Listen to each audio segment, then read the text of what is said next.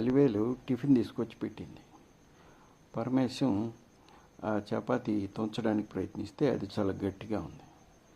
దాంతో పరమేశం కోపంగా అలివేలంక చూసి, ఏమిటేవి ఈ చపాతీలు చేయడం ఇంత గట్టిగా ఉన్నాయి అన్నాడు. దానికి అలివేలు, మరేనండి రాత్రి మనం భోజనంలోకి చేసుకున్న చపాతీలు 2 మిగిలిపోయాయి. అవేమో మరి వృధాగా పారేయటం ఎందుకు కదా, అందుకని ముందు టామీకి పెడదాం అనుకున్నాను, కానీ పాపం అది గట్టిగా ఉంటే నవ్వలేదు కదా, అది ఎలా తింటుంది, అందుకని మీరు తినేయండి ఈ పూటకి, రేపు మీకు మంచి టిఫిన్ చేసి పెడతానే అన్నది. Dear friends, please like and subscribe my channel, our channel, for nice jokes and humorous quotations.